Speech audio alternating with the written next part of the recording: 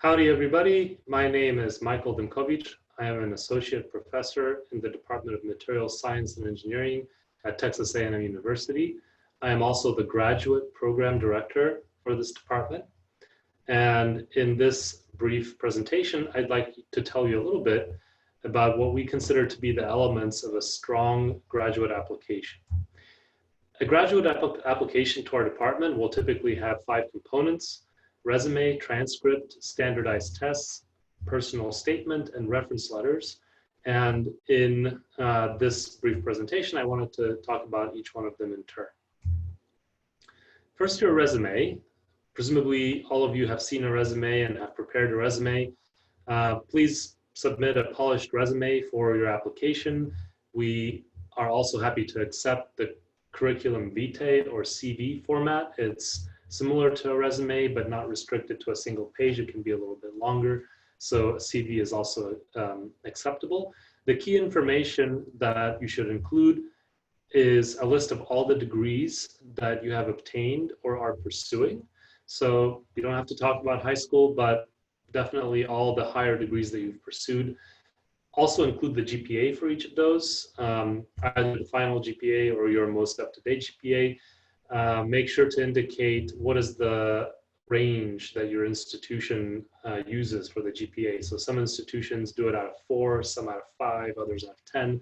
So, you know, if it's out of 4, then you would say 3.5 out of 4, or if it's out of 10, then you might say 8.5 out of 10, something like that. Put a list of technical or research positions that you've held. This is certainly of interest to us. We want to see what kind of research experience you've had. That helps us to figure out how well informed you are about grad school and how prepared. I would also recommend that you list your key achievements, such as publications, presentations, and patents. Whenever you do that, please give complete references so that we can look up those documents. So for instance, if you have a paper, make sure to give a full citation. If you have a presentation, which perhaps is online, then give us a link to that. That will definitely help us to follow up on the information in your resume. If you have advanced skills that you would like to tell us about, also feel free to put that on your resume. No need to put basic skills, like, for instance, if you are a user of text editing equipment like Microsoft Word, or if you're a user of Excel. This is fairly standard stuff, so you don't have to talk about that. But if you have advanced equipment that you use, or or advanced software, research technical software, then definitely put that on there. We will ask for transcripts for all the institutions that you attended, all the higher learning institutions that you attended. So, for instance, if you started out at a 2-year community college and then transferred over to a 4-year bachelor's degree program, then we would ask for you to provide transcripts from both of those. If you then went on to do a master's degree somewhere else, then we would also ask for a transcript for that. So each institution that you attended should provide a transcript. Generally, the rules for how you get such a transcript are going to differ a little bit from institution to institution. So please consult your institution's registrar on how to obtain an up-to-date transcript for your time at that institution. At this time, we do not require any standardized tests for our applications for US citizens and permanent residents. So previously, we used to ask for GRE scores. Now we do not. However, if you are an international student, that is to say, if you are not a US citizen or permanent resident, then there will still be some standardized testing requirement in order to meet our English language proficiency requirement. So to demonstrate English language proficiency, there are a number of standardized tests that you can take, such as TOEFL and IELTS, and the GRE verbal also counts. There are cutoff scores for those tests, which I'm giving you here in this slide, which we require for our international students. Alternatively, another alternative to standardized testing is to acquire what's known as alternative verification.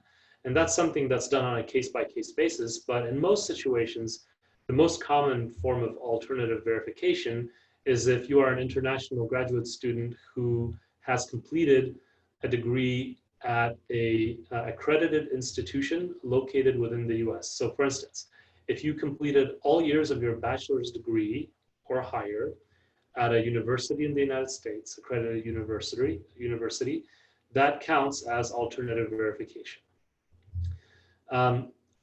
Parenthetically, I just wanted to mention that the state of Texas also requires something known as English proficiency certification for any international graduate students who want to have a graduate assistant teaching position. So if you want to be a TA, for instance, there are additional requirements. However, that's not something that you need to worry about for the application. That's something that you worry about later if you get accepted. The personal statement, frankly, is not a very important part of the application. However, it does give you an opportunity to provide additional information that may not easily fit in other parts of the application. So my simple do's and don'ts for the personal statement. First of all, the do's: be succinct, get to the point. You do not have to provide long introductions or backstory. Secondly, keep it professional. So focus on the things that are relevant for the graduate admissions committee as they read your applications. So think about telling us about the reasons why you want to attend grad school, or why you chose to apply to Texas A&M University. For instance, maybe you're interested in specific facilities, or maybe you would like to work with specific professors, so you can list that in your personal statement. You can also talk about the strengths that make you a good candidate. What I would not suggest doing is to provide personal backstory if it's not relevant to the application, right? If there are elements of your personal backstory that are relevant, then by all means, you can talk about that. But if it's not relevant, well, this is not an undergraduate institution that you're applying to. This is a graduate program. We're going to be more interested in your professional side of your achievements rather than your personal backstory. Most applications will give you a word limit for the personal statement. You should not feel like you need to strive to reach the word limit. On the contrary, I would suggest that you try to use as few words as possible to get your point across. Keep your statement brief. If you can get across what you need to get across in just a few brief sentences or just a few paragraphs, that's perfectly sufficient. You do not have to try to reach the limit that the application gives you.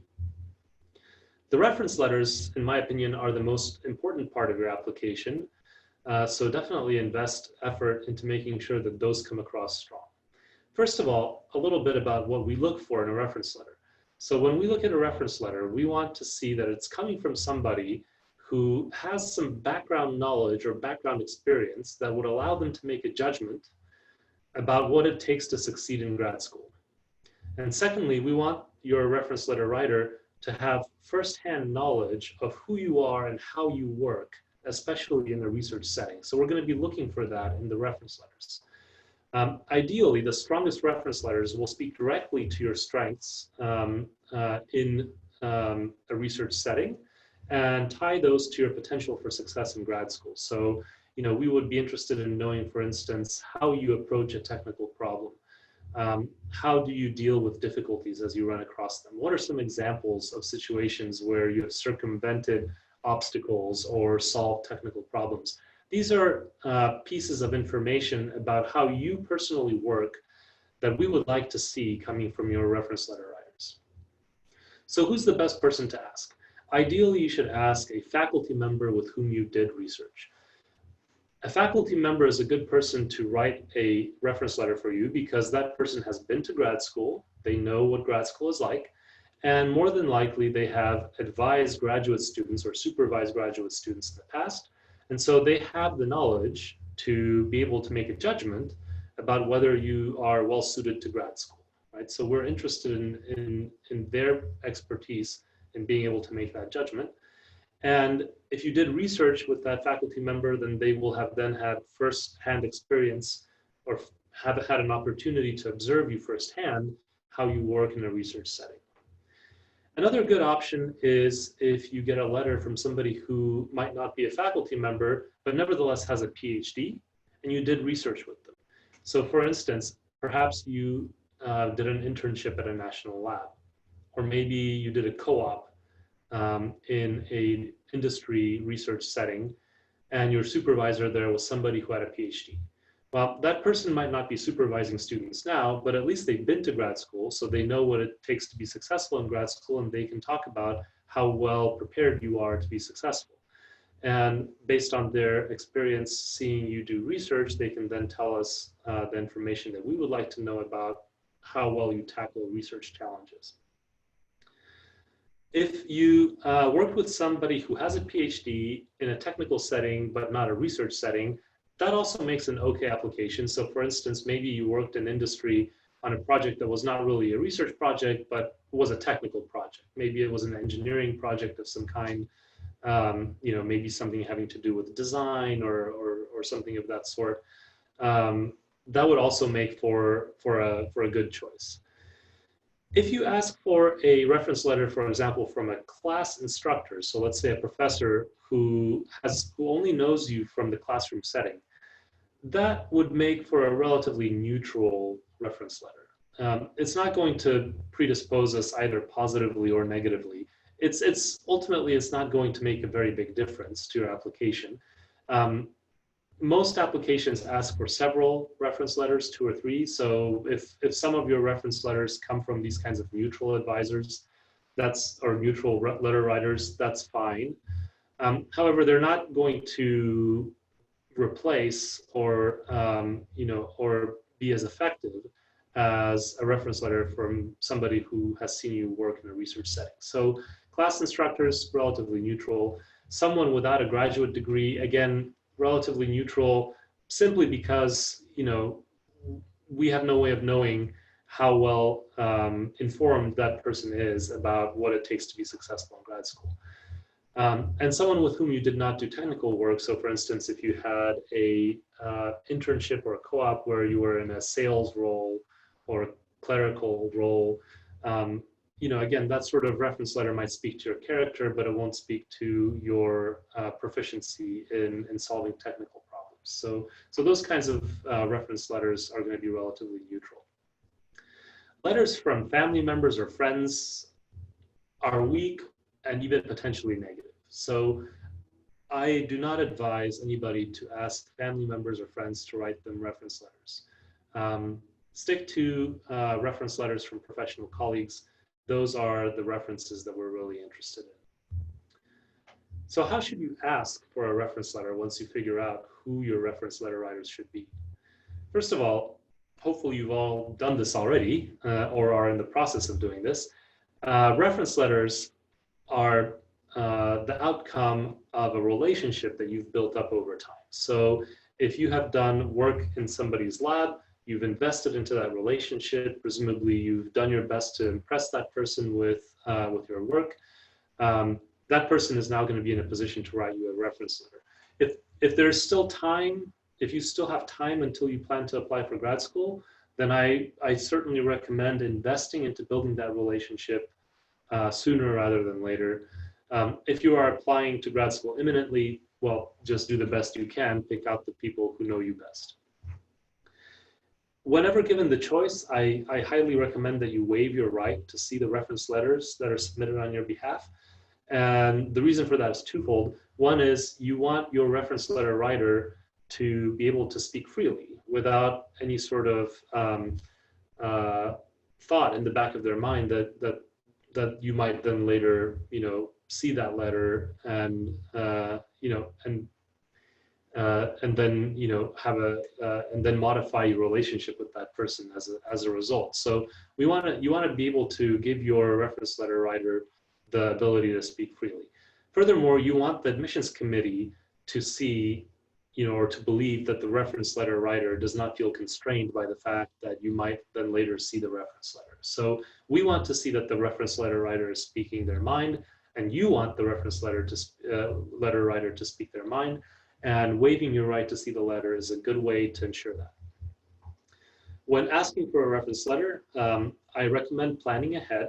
So don't ask for a reference letter a few days or a week before it's due. Plan ahead, ask at least a month in advance, if not longer. This gives the reference letter writer an opportunity to invest some time in writing a good letter. Whenever you go ahead and ask for a reference letter, do it in a formal way. So take the time to speak with the letter writer personally, either face-to-face or via Zoom or in a telephone call, or alternatively compose a formal email as you would to any professional colleague, introducing yourself, explaining what you are asking them for, why you are asking for it. Take it very seriously and do it in a formal way. Indicate in your letter that you are asking for a reference for a graduate school application. That's going to definitely help your reference letter writer to understand what to include in the letter. Whenever you ask for a letter, make sure that at some point you explicitly ask, are you willing to write me a strong reference letter? So not just a reference letter, but a strong reference letter. And when you ask that question, listen very carefully to the response. If the response is an unequivocal yes, and an enthusiastic sure, of course, yes, I would definitely like to write you a strong reference letter, then the person is agreeing. On the other hand, if the person equivocates, if they hem and haw, if they're not quite sure, what to answer, then that's a no. The person is trying to politely say no. And you should not take that personally. There may be many reasons why a person is not comfortable writing a letter. For instance, maybe they feel that they haven't observed you closely enough. Maybe they feel that it's been too long and they don't remember anymore. There are many different reasons. You don't have to be worried about what the reasons are. The important thing is that the person has communicated to you that they're not going to be a source of a strong reference letter for you. And if that's the case, do not insist that that person write you a reference letter. A strong reference letter is what you need for your application to be successful. And a negative reference letter can do severe and potentially irreparable damage to your application. So if somebody's saying no, take that at face value, say thank you very much, and then go ahead and ask somebody else to be a reference letter writer. Finally, once you have secured, once you've found a group of reference letter writers to write you references, follow up with those individuals. So contact them to remind them of upcoming submission deadlines, make sure that they are aware of those upcoming deadlines. And then once you start to receive decisions on your applications, get back in touch with them and let them know how it went. They will certainly appreciate that, and they will feel invested, especially if you plan to then circle back to those individuals to ask for reference letters again, which you may very well do if you, for instance, decide to apply for fellowships, or if you decide to apply for an internship that happens to require a reference letter. So do continue to maintain those relationships even after you get into grad school. So that's my very brief summary of the elements of a successful graduate application. If you have further questions, please feel free to go to our webpage and read more. Here's the link. I'll also put it below. You should also feel free to contact our graduate advisor, Aaron Banza, at the email that's included here. And finally, if you write comments below, we'll try to address them and get your questions answered that way. Begum.